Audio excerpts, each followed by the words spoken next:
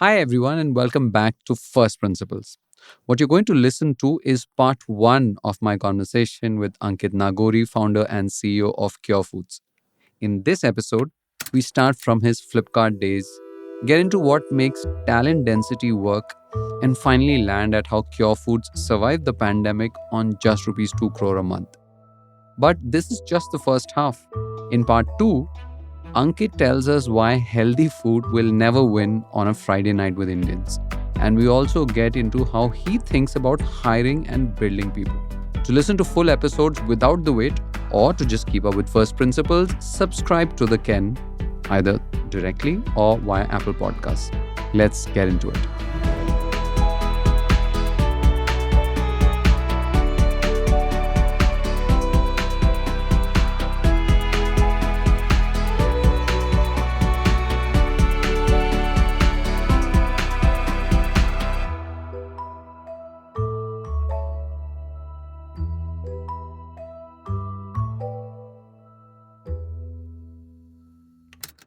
Ankit, welcome to First Principles. I've been wanting to have this conversation for a long while, and I'm glad we're finally doing it today. I'm happy to be here. Yes. Super. Your career is actually very interesting, not just because you're the founder and CEO of Cure Foods, and it's a company which is gearing up. You filed your DRHP, you're going to be IPOing soon. Well, best wishes for Thank that. you so much. But also because where you started your career from, Yeah. which is Flipkart. Of course. And there is a very interesting story of how you landed that job at a book fair, at the Yes. Delhi book fair. Yes. I mean, why were you at the book fair? So, Delhi Book Fair, of course, I think lately has lost a bit of its sheen, but earlier it was quite an event, and for a person who was fond of reading, I was there. But not that I discovered Flipkart there. Of course, I knew of Flipkart because I was running my own startup called YouthPad, which is in the social media marketing space. You were ahead of your time. When was this? It was This 2009, 10, 2007, 8, 9. So I was trying to build a social media marketing platform. And of course, it didn't work because there were not enough signals to build a platform like that. And very There few. is such a thing as having the right idea but being ahead of time. Yeah, I think that was definitely that. And then, because I was part of the startup ecosystem in Delhi, you would keep hearing about a company called Flipkart, which was the largest startup then, doing 10 crores of revenue, unheard of. Flipkart is still the largest in terms of revenue today. So that's 20 years later. But so when I saw them, then I saw Sujit or Anuj, one of them sitting there, and I took the email ID and then I emailed them. And Sorry, why was Flipkart, Flipkart had there? set up a Because it store was there. still a book primarily selling books. It was an online bookstore. That's what it called. Flipkart.com, the online bookstore. Yes. And they had set up their stall or kiosk there because they wanted to have a positioning amongst the publishing houses there. Because even when I joined Flipkart for the first couple of years, my job was to just convince the publishers to list their books on Flipkart and convince them that we're not selling fakes and all of that. So the biggest statement was to just take up a very large kiosk space there, and everyone would notice that who's this Flipkart. So this is 2009, and that's how I met them, and I emailed Bini, and then the conversation happened, and I was there in Flipkart like in early 2010. So you'd gone there. Yeah. So to kind of contextualize my earlier question, why Yes. were you there? Which might have sounded like a very stupid question in hindsight because you are a book lover. Yeah. You went there because you were a book lover. Yes. But you saw this stall for Flipkart, which is an online seller. Yes. And you decided to write to them. What is it that you saw that made you want to write to them for a job? I was winding down YouthPad end of 2009 after trying it for 2.5 years. What was YouthPad? I mean, if you could YouthPad was a news kind of a website, like youth news website on the front end. On the back end, the clients could log in and see what people are talking about, their brands, comments, etc. And also we integrated some signals from other platforms like Blogger and Blogspot, where if a Samsung logs in, can see what customers are talking about my brand, etc. So just so sentiment it's like analysis. early Yeah. versions of sentiment. Yeah, analysis. so we did get a few clients, but we didn't get enough signals, so that was a challenge. So yeah. Got it. So the users themselves would come and primarily read and share They and would talk read and about share. news. So it was a blog. This was a micro blog as well, not like Twitter, but you could write a 400-word article. You could write reviews So about it new was gadgets. a publishing platform It in was a that sense, and publishing not just an platform. aggregator. It was a publishing platform. It's not an aggregator. People, we did end up publishing some 6 to 8 articles a day, and getting at least 70 to 80 user-generated articles to start with, and towards the end of it, about 200 UGC articles. And then people could leave comments. So at a point, we had about 10,000 DAUs, which was That's daily active the users. daily active users in 2010, and about 100 odd contributors a day, and at least 700 comments a day. So the idea was to see whether we can contextualize that for brands and consumer insights, etc. And then we also started seeding a lot of stuff. So I remember, one of the electronic brands was launching a new product, so we would seed some uh, reviews and then see whether customers are engaging with that or not, etc. But we could not find enough love because the content generation could not ever pace up beyond the numbers I shared, and or the other signals that we brought into the advertise or the brands portal, which was Blogger, Blogspot, that also did not have enough brand related stuff. And Twitter was very, very new back then, and I couldn't have possibly found an API for Twitter to to be able to get into their portal. Did you start this right after college? Like last semester of college, yes. You went to IIT Guwahati. I went to IIT Guwahati, yes. What made you start? I think 2000s, mid 2000s was a time for internet entrepreneurs, and I started my read. So as a school kid, I went to Delhi Public School, Vasant Kunj in Delhi. As a school kid, I would read a lot of fiction. I was crazy about Agatha Christie's and all of that. But in college, while I spent most of my time at college playing cricket, I was the captain of the cricket team. But I found one love, which was books. And a lot of people now, if they think of me in IIT, they wouldn't know about this because I was reading in private, right? They wouldn't know that I'm reading. So they would like suddenly feel that, Ankit, where did you pick this habit? I was like, I picked it in IIT. And I would actually use Times Shopping or Siffy, one of them, to order books, back then in 2005, 6. And I would just find ways to pick books. I would come back home for vacations and at the station or Palika Bazaar, take 60, 70 books back every 30, 40 books back every year and read all kinds of books. So coming back to the point, I spent a lot of time reading about internet. PayPal was a big influence. I first heard of Elon Musk probably in 2004, 5, and I got super inspired. And then, of course, was a time for Facebook and Google, right? And I realized that internet was an area which I was very keen. I was somehow very keen to work for IBO, because that was a Indian internet company, of course, founded by Naspers, etc. That was the only company I thought I want to work for. And when I finished IIT, I wrote to them, they didn't take me. But then I thought that let's start something in internet. And this seemed like a good idea that people will come talk to each other. The monetization will be brands using that data and whatnot. Yeah. So, of course, it didn't work out, but I was very clear I wanted to be an entrepreneur. And in retrospect, would you still do it? I would do it, but I wouldn't think it'll be a massively monetization idea because there's no moat. My question really wasn't about would it be successful now, but how do you reflect back on those 2.5 years that you spent building it? Yes. And do you today consider it having added something very important or useful to you? Absolutely. When Vinny, Sachin, Sujit, when they spent time with me, I remember they would be pleasantly surprised by the maturity I had, and I was 24 when I joined Flipkart. And of course, they trusted me with a large opportunity. I'm very happy about how meritocratic that organization was, that someone like me who had zero experience, they gave me such huge opportunities. But I think a lot of things which I was doing there, in some form or shape, I would have done in YouthPad in a smaller scale. If I have to go meet vendors, I would have done that. Pitching it to advertisers, I would have done that. Building a small team, I learned some bit of coding, at least the platforms like Drupal and all, which are like publishing platforms. So when I was talking to product managers, I was not just completely like fish out of the water.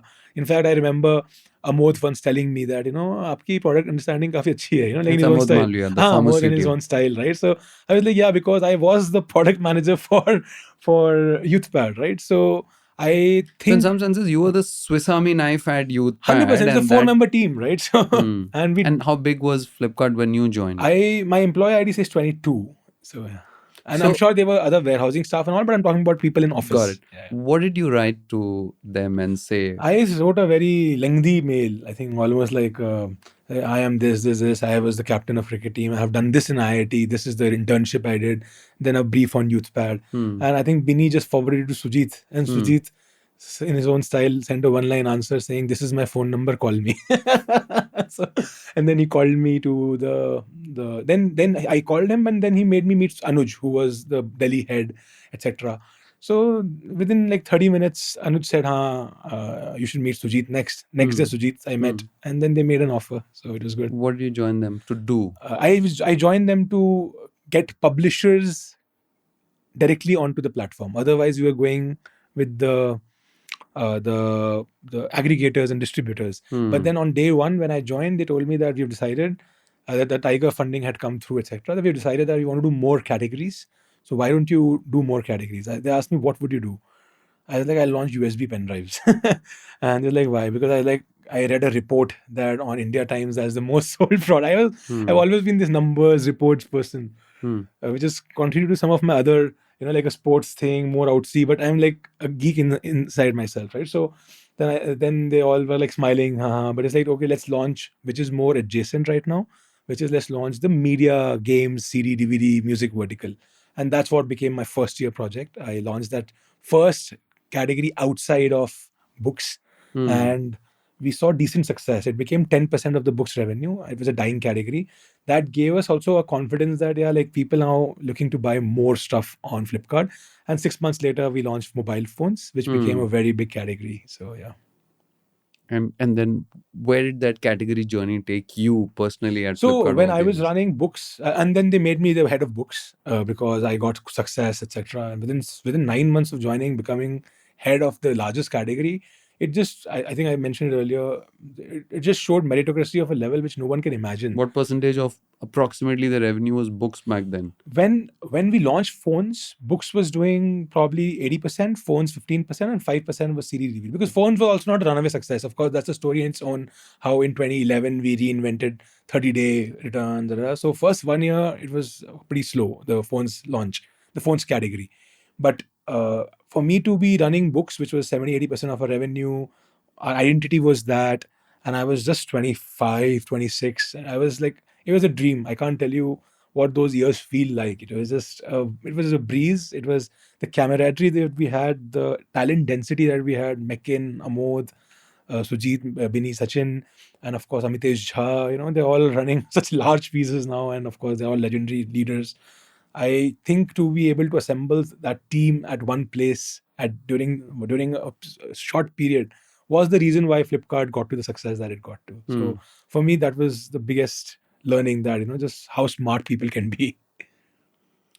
Before we move on from that, this talent density point. Yes. Now you're an entrepreneur and CEO yourself. You've been that for a while now. You're also an angel investor who's invested in dozens of startups yourself. How do you view this concept of talent density? Is it a replicable? Because I absolutely understand what you're talking about. Many of the great organizations you mentioned, PayPal, for instance, there's Flipkart. There are many organizations that came up because at a certain point, the talent density there was so high that even when people were making mistakes, they would eventually end up, as they say, discovering plutonium by accident. Yes. Right?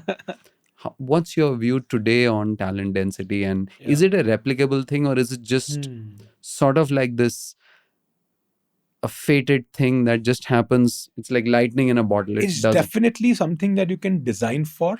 So it's not a lightning in a bottle situation because you can design for that, but it still requires some destiny for all the talent to assemble at the same time. So I would say, if the ingredients are right, see, why was Flipkart such a high talent density for a very, very long time? Even today, for the organization that it is a Walmart owned company, but highly entrepreneurial with that context. So in the current context, also very, very high talent density, but a talent density of so many potential entrepreneurs, probably because it was a very meritocratic organization. I keep using that word because I was an example, but everyone else said, even Amod joined as an engineering manager and was a CTO in like 3 years, right? It does not happen very often.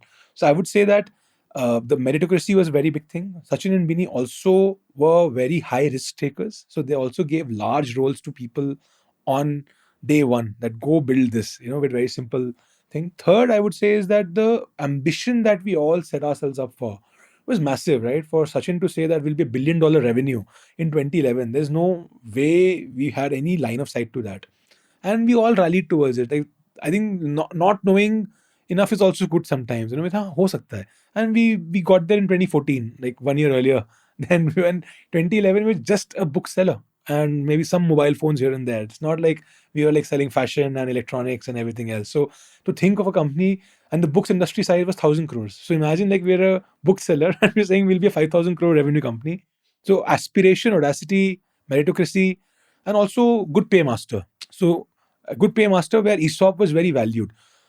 They started doing ESOP buyback in 2012, 13. 2012, the first ESOP buyback happened. Can you imagine? Like, that was a company which is 4 years old, like all practical purpose, 3, 4 years old, and doing decent size ESOP buybacks, and did it every other year forever. And it continues till now. So, uh, people, if you take out money, if you take the money out of the equation, then the output is generally very, very good. You know, you're not worried about it. You know that you will be taken care of because they're meritocratic. Everyone you see around you is so driven and so passionate that it has a rub-off effect. So if I have to think about some more setups like that, of course I can think of some companies. You know, like in the hindsight, Zomato seems like a crazy talent density, and they use perseverance as a common tool to get to where they got to. So, and of course, now we look at a lot of Zomato and even Blinkit or Grofers alumni building very cool things. So they had other values which kept them together, and they learnt, and they were able to build very large businesses in future within Zomato or outside that. And if I have to think about Bangalore, maybe even Swiggy might fall in that category where in the late 2010s, the kind of people who got together, and of course many of them continue to be there. They were able to get so much done in just a 3 year period. So I genuinely feel that with that kind of talent density, you cannot expect like a decade people sticking around for a decade. You really need to monetize that talent density in a 4 year period, because people will get ideas. I found something like cult. Mukesh and I found cult. Then Samir and Rahul got phone pay. Udan team got Udan as an idea. So we'll also find newer opportunities, and keeping high talent density to be excited throughout is also not very easy. So I think being able to really make most of it in that 4 or 5 year period is the answer, which I think Swiggy, as an example, I've seen their journey as a partner and as a peer. I think the 2017 to 2022 period could be that, where just things aligned for them, and the kind of people who were working there were extraordinary. So there are a few examples, and in all the cases, I think the mission is very clear, and money goes out of the equation because it's a very liquid ESOP, I would say. So ESOP plays a big role, Rohin. I think it's a very important factor. Even today, I realize that companies which are able to hold their ESOP to a high value has a very good chance of attracting good talent density. Since you mentioned the angel investment part, I've seen it in my portfolio and otherwise that companies which are more platformish, where you see and believe that there's a 10x possible at any point.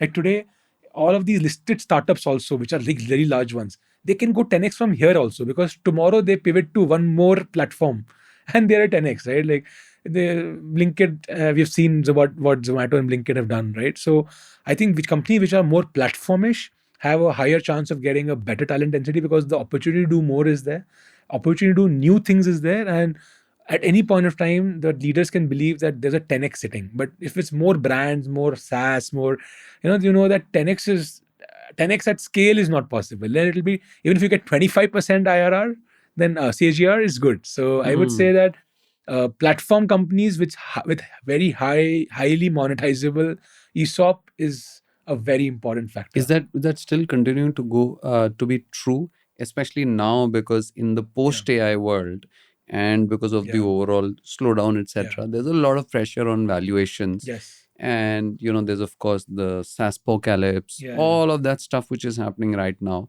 and including even platforms you mentioned. Yes. In fact, the entire argument now is that in a post agentic AI world, Yeah. platforms will be disintermediated because people will be able to, Yeah. an agent will be able to buy directly from Yeah. a supplier or a brand, Yes. right? So, but let's keep all of that aside. Yeah. Is it possible then to, if you take out, because valuations itself rested on top of another assumption which is in some senses hypergrowth, Yeah. right? Only if you're continuing to grow aggressively year after year, Yes. will your valuation continue to grow? Yes. But if that stops and the valuation stops, then Yeah. is it still possible to No, it's a have great talent density? question because I've been also debating and thinking about some of these things. See, I think in India, one advantage would be, Rohin, that most of the platforms that India has created are supply led. Because same cliched thing that India is supply poor, poor quality supply, low trust economy, etc. So we can continue building a lot of supply first platforms where the demand is easy now. Demand and brands and getting all of them on one platform is the easier job. But credibly supplying, like we know what happened to ONDC, right? Like, I don't want to be controversial here, but since we also use ONDC, but the challenge came only because there was no rider, while there are like almost like a million riders out there. But for like a platform which was just a aggregator, they couldn't get it. And it never crossed 1% of our revenue as a benchmark, like 1% of. And it was seen as a savior for the food industry because no commissions and whatnot, right? So I would say that in India, platforms will be very supply first. And if that happens, then the agentic world actually makes it easier for them. What I see from my point of view is that imagine the railroads which Flipkart has now, riders, warehouses. It can just be crazy, right? Like where marketplace now opens up in true words where people are building their own sales agents. So right now in Flipkart marketplace, a seller has to list on Flipkart, customer has to discover on Flipkart. Imagine like it's just Flipkart warehouse, Flipkart e-cart, and like people are building their own multi-level marketing models and whatnot. So I feel that if used well, this will just create it'll make it very difficult for smaller companies Got it. to operate because Flipkart's platform will then become its warehouse, its middle mile, its last mile, etc. And likewise for food, right? Today, I saw news of, of course, look at what Noise is doing for Swiggy. What a product. I heard about it 3, 4 months back, and 20% of my supply in our house is now Noise. I don't know if you've seen the Yeah, NOIC. yeah. It's like crazy. We did an episode on Yeah. that. Oh, amazing. Yeah. So that's not AI, but that's the power of platform. But now, so I think platform will continue to do well. Coming back to your question about talent density in a non-platform world, I would say that maybe platforms, the mega platform sizes will change. But then there are enough companies like Mintra, which were never horizontal. But the talent density there was like, I think what did Mukesh did with Mintra's talent was extraordinary. And a lot of people have joined, a lot of other companies, a lot of CXOs are from Mintra. So there's also opportunity to create vertical companies, slightly smaller companies, and have similar thought process on talent. So Got it. I think we took a longer than planned detour around Flipkart. We'll probably yes, come back to that later. yes, I want to come back to Curefoods, yes, which is yeah, your baby and which yes, is the business that you run, which is the company that's filed its yes, DRHP and wants to IPO as well. yes, What is Curefoods? How do you yes. explain it to someone who's never heard of it? Right. Possibly someone who's not from India, Yeah, yeah. because that takes out 100%. awareness of Curefoods from the equation. So I would say Curefoods is, again, I'll try taking a shot at it, but Curefoods is a house of food brands. So what Curefoods has is about like 8 to 10 food brands. Most right now, all of them are prepared food. It's like a restaurant. And in future, we may also have packaged food, but right now, it's like having 8 or 10 different restaurants run by one single company. Examples of this would be Yum Foods in the US, of course, which has KFC, Pizza Hut, Taco Bell. And in India, it would be Devyani, which is a franchisee of Yum, and it has its own brands also, like Wango and whatnot. So I think that's what we are right now. We started off as a digital only player where we said we'll build cloud kitchens. Again, just to simplify, cloud kitchen is a establishment where you can order your food from online, but you can't go and sit and dine in there. So we started in pandemic in 2020. Of course, we have a journey with Cult before, and I'm sure we'll cover it some point in time. But Yeah, we cover it yeah, now. so Yeah. Cure Foods was founded as part of Cult. It was a subsidiary of Cult. Cult was a company which Mukesh Bansal and I founded in 2016, post our journeys with Flipkart, Mintra, and as a merged entity. Why did that happen? Because at that point in Yeah. 2016, you must have been with Flipkart for what, about 6 years? Yeah, 6.5 years, yes. And you were what, their chief business officer? Chief business officer, yeah. Right. So that's a joining Yeah. from Assistant writing manager. an email at a book fair to becoming head of chief Yeah. business for Flipkart in Yes. 6 years. Yes. And And this is important because you said earlier that in that kind of a high density environment, you're always walking this fine Yeah, line yeah. between people will be really good, but if Yes. they're really good and really ambitious and you really give them the space, Yes. then they will figure out that there's a lot that they can Yeah, do, yeah. then why not do it? And that happened with you. Yeah, it happened what to what so happened? many of us. So I'll tell Yes. you very clearly when I remember. So 2010 to 2013 was one phase of Flipkart where Flipkart was like unbeatable. Still, it's pretty good. And and 2014 is when the market suddenly opened up. Of course, then I open up. Tiger Global's check sizes changed completely. SoftBank started making investments. So many. The first check became $10 million, which is now $30 million, and Flipkart CXOs became quite a thing to look out for, in terms of funding them, etc. So that's one side, that's a supply side of money. And on demand side, it was proven that horizontal platforms can be created. Ola was there, so vertical can be created. Zomato was beginning to show its true potential from just being a listing platform to a commerce platform where they started selling seats, etc., on the tables, etc. So it was very clear that internet had changed India. And I think for me, the biggest moment was when Uber came in, and I remember they reached out to me for a CXO role there. I was not very sure. I engaged once and they never met again. But I realized that from a point where I was like so deep into Flipkart, just saying, this is where I live and breathe, and I realized that wow, look at the potential. Like cars, like Uber's experience. Imagine the Uber experience in the first 1 year, and of course Ola also.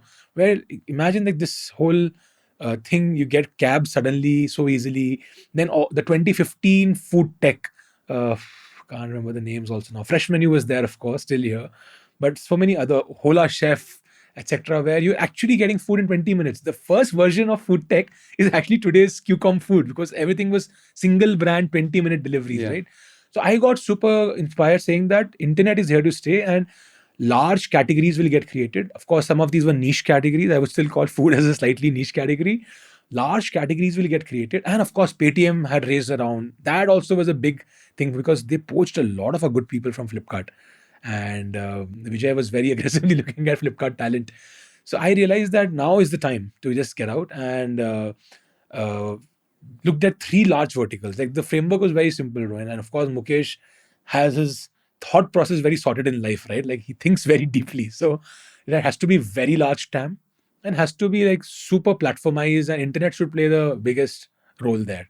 So health, which of course, Practo was an incumbent, was doing well in this domain, but no other large health company.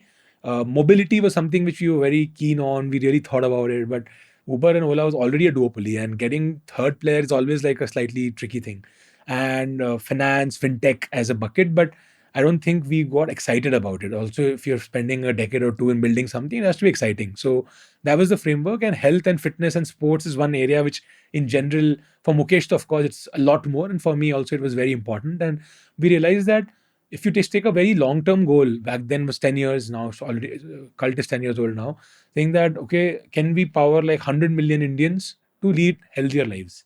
And it seemed like a good goal, and we jumped into it and started CureFit with a very simple aim that it has to be a horizontal platform for everything health.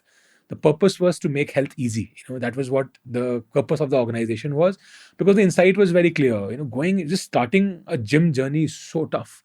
Eating healthy is like the toughest thing you can do. Meditation, no one can meditate more than a minute in India, and no one takes their mental wellness seriously. Like going to a psychologist still a taboo. Like people kya kar rahe ho? So I would say that that was the aim, that we want to make health easy, make it very journey based, etc.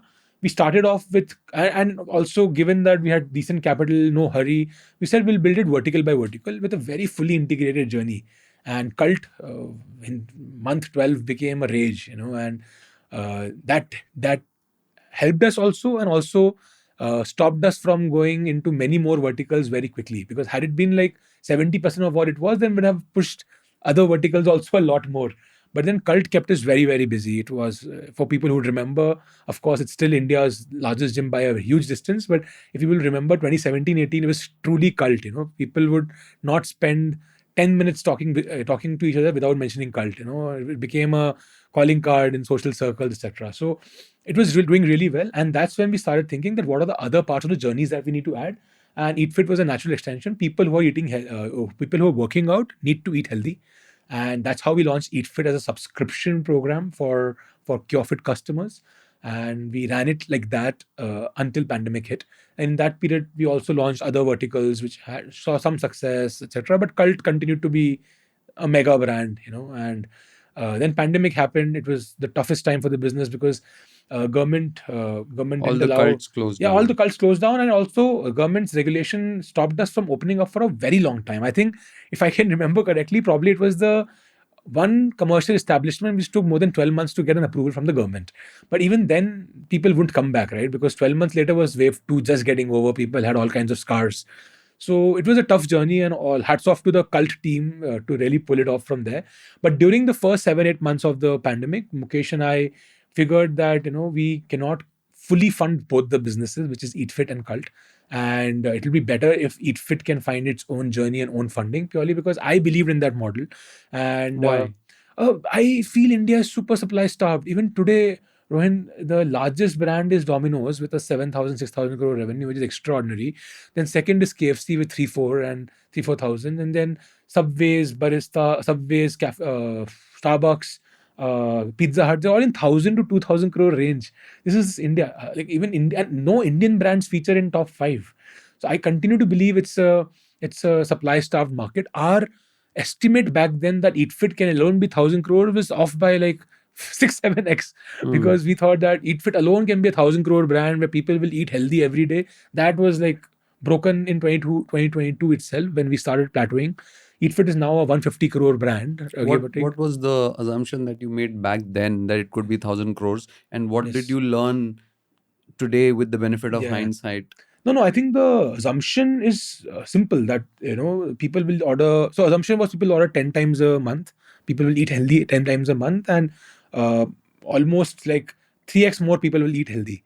So today, frequency of Eat Fit is 4 times a month, and we do some 20,000 meals a day. So almost like 1.5 lakh people are eating Eat Fit. We thought it'll be almost like How do half you of how do you rationalize this? What's going on? Is it people just that there are people when they lots of spend fit? outside, they Hmm. don't want to eat healthy. Like in India, eating healthy matlab ghar ka khana, whether or not it's balanced, whether or not. And then and when I give this argument in all my conversation, people give me all kinds of small examples. Look at this salad brand doing so well. Look at that. I was like, tell me the revenue. They're all 10, 20, 30. I would say now, if I have to like purely talk in health terms, Eat Fit is one of the largest. But if I have to talk about healthier, tastier, good food, California Burrito, extraordinary brand, one of my favorite brand. Bert has just killed it out of the park. Hmm. They are still But only they've for been also 400. around But how long? 400 crores. I'm saying it is Hmm. extraordinary, but 350 crores is my guesstimate. 350 Hmm. crores. I'm saying that is a 10, 12-year old brand, retail stores, really tasty food, catching the trend of Mexican, but that's the highest. And let's not also taste like healthiest possible food. So if I have to talk about healthy food in like true sense, there's no 200 crore brand. It's because people, if they're stepping out of their homes. So first of all, what didn't work was Eat Fit offline. We set up some 20 odd stores, really sexy looking stores I back remember then. the one in The yellow Indiranagar, and 12th black. Main, Yeah, yeah. etc. Yeah. We thought that we've changed. Like this is India's answer to Chipotle. You can make your own bowl, choose your grain from quinoa to barley to whatnot. Again, what was the reality there? What did you Reality actually was learn? that people would only come there on Monday to Thursday lunch. So Or uh, eating healthy lunch from office. eating healthy is Monday to Thursday lunch. And I'm sure you may have heard my thesis all the time. I talk about 7 times 4, 7 times a week, 4 times a day. Out of these 28 meal slots, healthy food is probably Monday to Thursday breakfast. That's it. So even if I include breakfast as a meal, that's 8 out of 28 meals. Hmm. And people in India think healthy food is ghar ka khana. My wife, she thinks ghar ka khana is the healthiest. Whether or not it is balanced or not, I don't like. People don't care. It is heavily loaded in favor of carbs. For vegetarian households like us, protein is like alternate day. Because how much paneer, tofu would you eat? So you can't eat that. Eggs, of course, we do, but cannot be all 3 times a day. So I'm saying ghar ka khana being healthiest is the biggest notion that India has. Of course, it's cleanest, safest, but I'm not sure it's healthiest. So that's the reason why Eat Fit in 2020. So during pandemic, when we spun out EatFit, we raised a fresh round. Bini joined the cap table and supports it in a very big way now.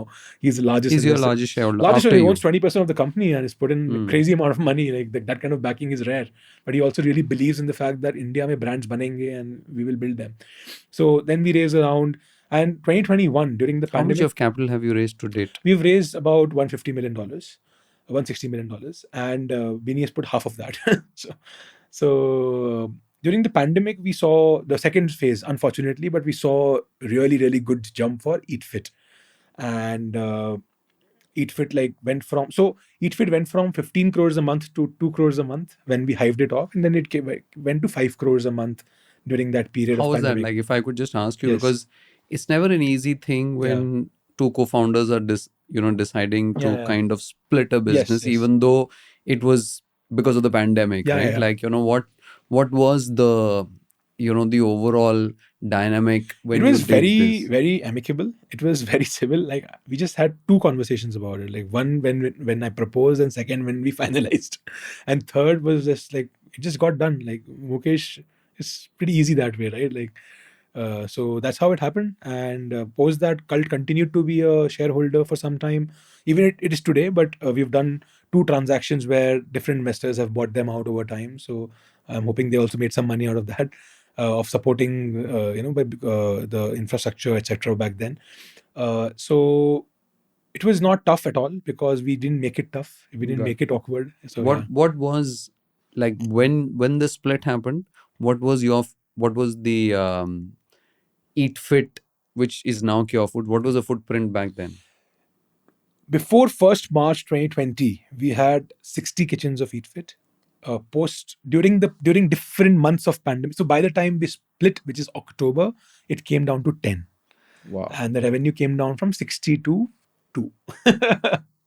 So, 15 to 2, sorry, 15 crores to 2 crores a month. Hmm. So, but the assets were there, the people were there. 10, we kept only 10 kitchens in Bangalore. Out of the 60, 30 were in Bangalore, 30 other cities. So we shut down other cities, and 30 we kept rationalizing because the radius kept increasing. Because in cloud kitchen, so EatFit was a cloud kitchen only business. So the radius kept increasing because 30 was needed when the peak of traffic was there, all our tech parks was buzzing. So 15 kitchens would have serviced the same number of orders, but the demand dried up. Because that's also when I realized that people are sitting at home, they're already eating healthy food.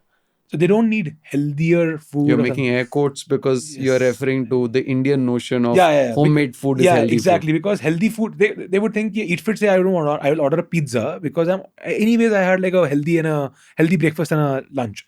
So that's when during the pandemic we went back to, during the second phase of the pandemic, when the new company was 6 months old, we doubled or tripled our revenue, and we realized that there's tailwind in the food industry, but our kitchens are not going back to the 10 crore number, 8 crore number, which it should have, basis the previous examples. Right. And we said okay, and we were able to raise some capital again, decent house capital, like raising 20-30 million dollars at that time. There's also the exuberance of 21, 22. So we raised some during that 12-month period. We raised 70 million, 65 million, and This included money from Bini as well. Bini. I also put in some cap. I also put in 8-9 million. So it was a lot of us coming together. 60-65 million had come in. Axel Chirate, all my older investors also joined back, etc. Prashant Prakash, everyone, like, fully supported because uh, cloud kitchen as a business during pandemic was a clear opportunity, while we had not seen tailwinds till then, because we were just trying to clean up a lot of stuff. And second was the new business model called Thrasio. Which is So, the international house of house brands. of brands, where you can buy into smaller brands and use platform leverage to grow them. And for us, we realized that for food, it works Though for beautifully. Thrasio, just to kind Yes. of talk about house of brands, usually when people talk about, back then also, I mean, these days the talk of house of brands have largely died out. Nobody talks No much one about talks about that. Thrasio. But when people used to talk about it, it was largely in the context of consumer brands, consumer Yes. goods, Yes. etc. Sort of like Thrasio was supposed to be a modern version of, let's say, a Procter and Gamble, 100%. right? But you're looking at it from the point of view of a food brand. Yeah. Where did that sort of I'll fusion tell you happen? how. Because, so I'll tell you the inputs into this conversation. One is there is some tailwind on the cloud kitchen side. Second is we've got a lot of capital and we've got a lot of capacity in our kitchen, which still not able to utilize purely because we are just a health food. So that learning that health only is not going to make us a $1 billion revenue in 2035, right? Which we think we should be. And second thing that our kitchens are still empty.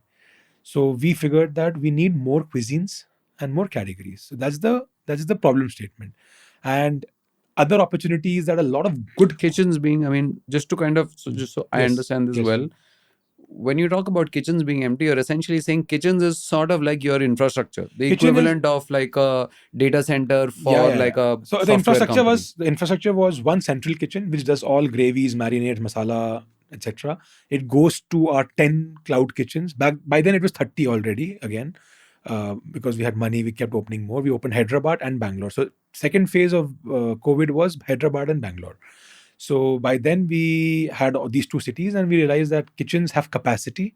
The central kitchen has capacity, and the guys are servicing 100 orders a day. And what happens at the cloud kitchen once you send it from the central kitchen to the cloud It kitchen? goes in chilled fashion in smaller packets.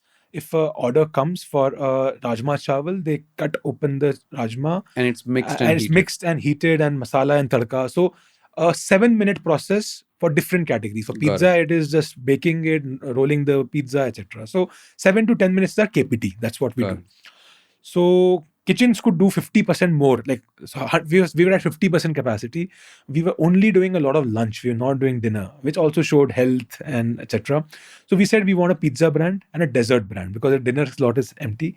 We said we can do our own thing, but I think like fashion or like any other creative category, Rohin, the food category requires creativity, inspiration, serendipity, etc. Everything to work out because you would have seen same two restaurants, one is full, other is not, right? And it's always the case. So we said, Yeah, I okay, mean, for context, the restaurant business is one of the most brutal businesses in yeah, the most world by deaths. far. Yes. So we didn't want to.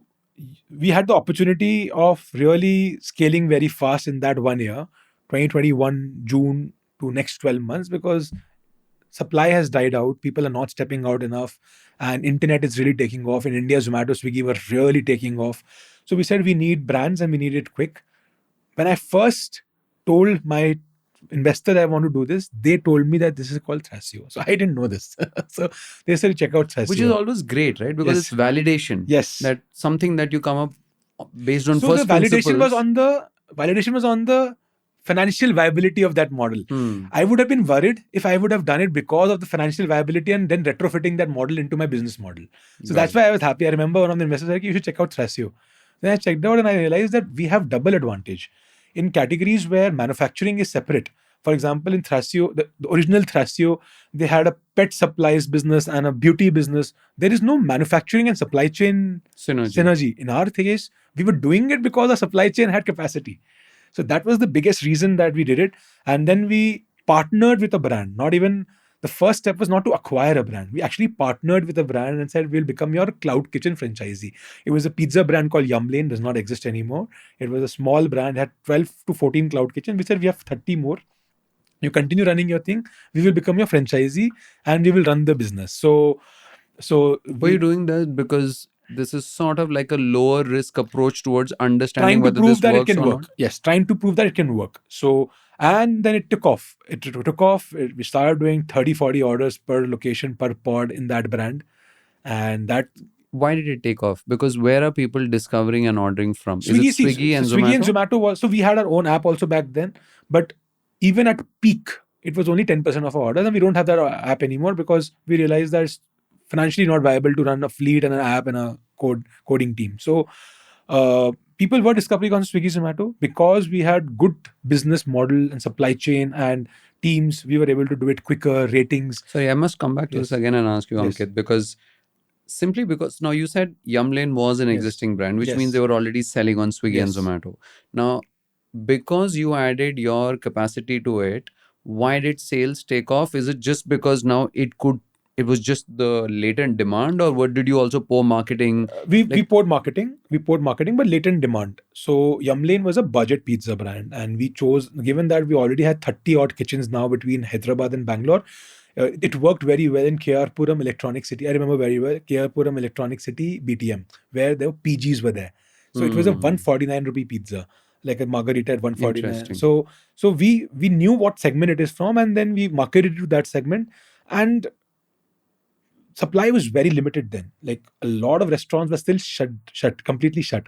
So Yumlane also was working for its original brand purely because they were available. They were just there when they needed to be there, So, and that's when it worked. So we decided that this model will work. There is a lot of cheap supply available.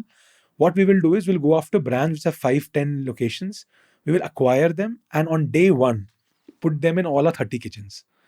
So that is the benefit which Thrastio didn't have, Rohin, because Thrastio, if I'm buying a national brand, it's already national. So your revenue won't grow multifold. You will take them into your fold and you will grow that by 30, 40, 50% at best. Here I can actually multiply it by 10. So Cake Zone was our first big acquisition. It was a 20 location business between Hyderabad, Bangalore. It still is one of our largest brands. We've grown it 5x since we acquired it. And we took that and we took it to 30, 40 more locations, and it doubled. And then we realized that this is a great business model. We started doing two things with the 65 million which we raised. We said we'll go from 30 kitchens to 200 kitchens pan India. We have got a business model now, and we will also get more brands. So there were two teams, one building the infrastructure. Hmm. For between 2021 and 2023, we built out 200 kitchens. And we also said we will acquire brands and integrate them into our supply chain. In no case we ever wanted to acquire a very large brand. We wanted to acquire a brand which has some product market fit, which in terms of ratings, returns, love, etc., which means the product is there. And that product should be retrofitted into our central manufacturing. It cannot be a completely new line. Then it's not helping us. And also has to fit into a dark kitchen model. So what we can't do is a tandoor. Now, of course, we could, but the tandoor we could not do. We could not do frying back then because we didn't have that infrastructure. Over years, we've added it. So we put out some criteria and we acquired some very interesting brands: Frozen Bottle, Cake Zone, Nomad Pizza, Olio Pizza. So these are all brands that we acquired, which were all 2 to 10 stores. A Cake Zone being 20, 2 to 10 stores. Each of them revenue was in 0 to 50 lakh to 2 crore range. And we acquired them at different economics, etc. And by 2023, all of those brands were fully integrated and running. And that's when we realized that the world is opening up and the cloud kitchen intensity is going down. And then What does that mean when you say that cloud kitchen intensity is going down? the slots which were not cloud kitchen friendly earlier again became less likely to be very good for those slots. So I'll give examples. Friday to Sunday. So cloud kitchens until 2021, which is 2016 to 2021, was a very breakfast lunch model, which is why EatFit was also doing so well. But the moment it became a large business model, it also started doing well in Friday, Saturday, Sunday, because pandemic maybe people were ordering. But the first sign for us that the world is opening up was 2022, 31st December. 2021, 31st December broke all our records. Even today, it breaks all records are set on that day for that year. 2022, 31st December, from a ratio point of view, while we broke the record, did not seem that good. And we were like confused and what happened. And we realized that people were like finally out celebrating and they were like opening up. And pizza orders, biryani orders did not hit the same benchmarks that we thought it could. And all our offices had opened up. Like the world was opening up, and it became pretty clear that the world has fully opened up. And that's why in 2023, we had also acquired this brand called Sharif Bhai Biryani. It had two offline outlets, but by when we acquired them, but when we integrated, they had 15 cloud. But then we decided in 2023 that we will start focusing on offline footprint as well, and started building Sharif Bhai offline business and started looking for more opportunities to do offline, which is when we did offline for Eat Fit again. And again, we couldn't do it well. There was no change. We thought that post pandemic world would be slightly different place, but I think the revenge was even worse. People really went back to eating. How long did that experiment last? So we did because these mall tie-ups are long and painful to get out of. They hold you to ransom. So we launched many of these stores between 2023 JFM quarter and shut down until 2025. So we launched 12 stores, but this time under a HRX partnership, because we thought this time we'll do HRX by EatFit. And of course, it's a big brand. What HRX has done is also crazy. Like, it's a biggest brand for health, That's the wellness. Hrithik Hrithik Roshan Roshan, which we co-branded. have done partnership at Mintra, Cult. So use the same relationship. While it's a very big online brand, just a disclosure, it's a 50-60 crore online brand for us, the food brand for us. But offline, it didn't work well. We took malls, we took a lot of malls, office tech parks, etc. Even in office tech park, you've seen office food court. You would have seen the kind of suppliers. I don't know if you've been to an office food court in a long time, but a local biryani brand, not a branded biryani, a local dosa brand, a local paratha brand, they work. HRX only Monday, Tuesday, when people want to eat guilt free. So that experiment did not work, but the Sharif Bhai experiment, of course, took off really well. That's your largest brand It's the now. largest brand. It's a 175 crore brand. But sorry, before I go on from that, there is this very interesting thing there. So you made the Eat Fit, like, you did it again. Yes. The first time around it failed. Yeah. And after a few years, you tried it again. Yes. Honest answer. Would you ever try it again? No. In fact, I've been stopping a lot of people from doing that now. Because this is one of those things where sometimes, this goes back to the point that I asked you earlier, that sometimes you can just be early and have wrong timing. And as entrepreneurs, I'm sure So, you Rohin, my you answer did is it very again. clear. I don't see how a health food restaurant can work because offline. Online, it will. Online, EatFit, HRX now is a cute part of the portfolio, etc. But I'll tell you why. On a high street, you're only catering to 10% TAM. It's just like, it does not make any business sense. People will not go out and have a smoothie. They'll have a cold coffee. I know people will think, I'm being a little cynical about it. And having run Cult for 5 years and having been running Eat Fit for now 8 years, I am promising you, people love to eat unhealthy at the first opportunity they get. This is the difference between what people claim that they Yes. do and what they actually I'll give you do. very interesting data points. Eat Fit during Cult days was a 10-city business. We took it to 20 cities. It's back to 10. People in Indore, Ahmedabad, Jaipur, Coimbatore are not ordering Eat Fit. And what we have done well there is now to cater to the health audience there, we have a brand called Millet Express. It's just a label. Like, it could have been Millet Central also. It's just Millet XYZ. And it's all Indian curries with millet rotis and rice. So the axis of health there is just an alternate grain, not low calorie. So it's the same chole with millet rice. I've seen this. I recently ordered like Good. a roll from some place where the roll was in a spinach wrap. Yes. Right? So this is still a better way, but I just don't see how. I get a lot of business pitches, a lot of acquisition opportunities for health food. Right now, Aditya Birla has signed a deal for Joe and the Juice. I would love to see the output, because if it's successful, I would love to then try something again in future. Because right now I'm going on a different tangent and doing Krispy Kreme, which is our fastest growing brand, and that is in continuation with our offline pursuit. And in offline pursuit, what also matters is the relatability to the brand. So if there's already a brand which people relate to, I would rather do that.